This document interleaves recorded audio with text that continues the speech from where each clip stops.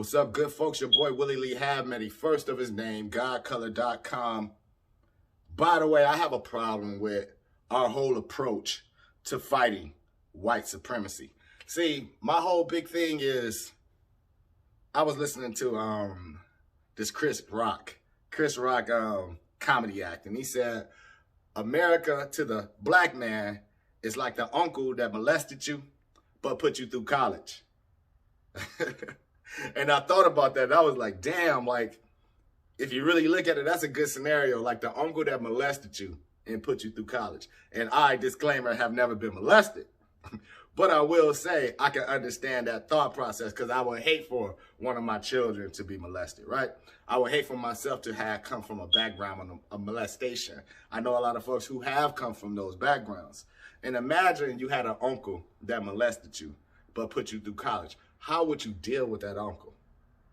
Like, this uncle did something extremely bad that you're going to have to carry with the rest of your life. And yet they tried to rectify it in some kind of way. It wasn't enough, though.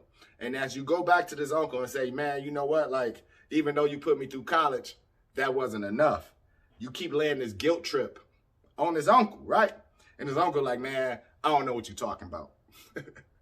And that's how I look at the state of America, that which I find myself in, my political state, as a God-colored man, as an aboriginal God, if you will, right? So I started thinking about it, like, how would I deal with that man? Like, I would actually say, you know what? I don't want to fuck with you. I'm gonna keep a distance from you. I don't want to deal with you. Don't ask to come over for Christmas. Don't ask where your plate is for Thanksgiving. No, I don't want to do fireworks with you on the 4th of July. There will be no Easter celebrations with you. I want to keep a distance. I ain't fucking with you. You stay in your lane, I'm going to stay in my lane. Best wishes for you going forward, but I don't want to deal with you. And no, you cannot raise my children. You can't be around my children. Like, that's how I would deal with them.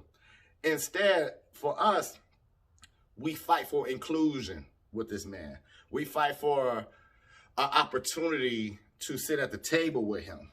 We fight for equal rights with him. We want to live in his neighborhoods. We want to shop at his businesses. We want to be employed by him. So going back to that scenario of the uncle that molested you, but put you through college.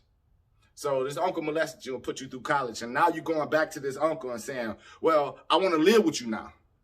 I want to raise my kids with you, uncle. You owe me that.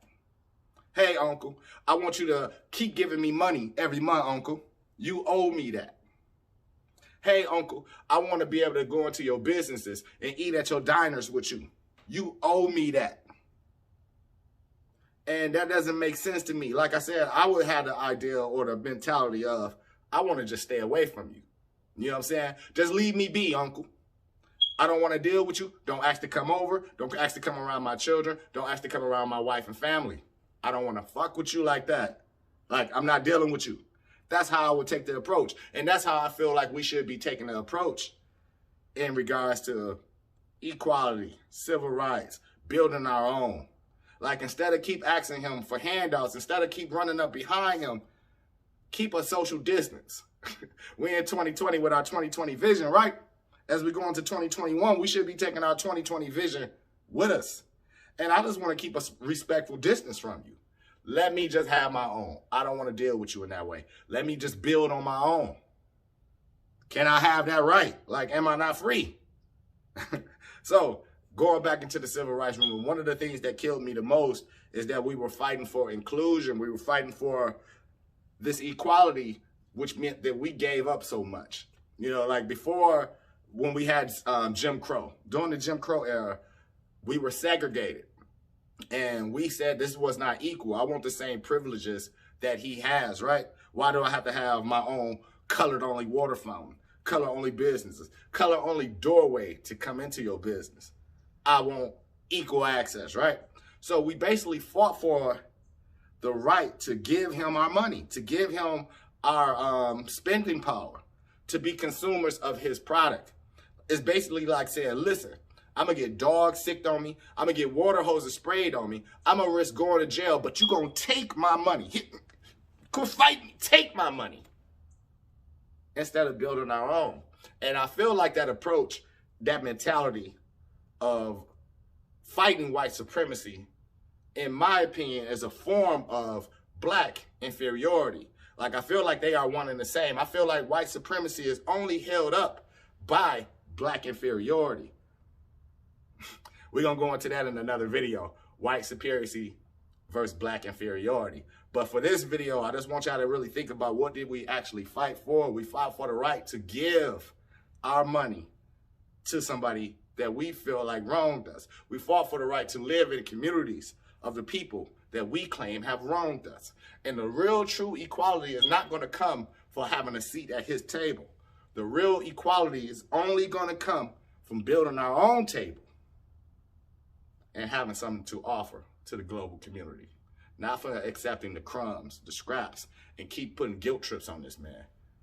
Let him go his own way. We go our own way. We're aboriginal to this land. Before there was a Declaration of Independence of 1776, a signing of this new nation, this United States of America, well, we were already here. And when they freed us from slavery, emancipation, right? Nobody gave us the opportunity to say, hey, you guys are now free. Since we formed this country around y'all, how do y'all feel about being citizens here? Nobody gave us that opportunity. Nobody educated us enough to say, hey, you know what? Y'all go y'all way, we go our way. Let bygones be bygones. Here's what we're going to give you going forward to go ahead and go about your way. No, they kept us under their wing. They kept us tucked underneath and said, we're going to keep giving y'all these crumbs.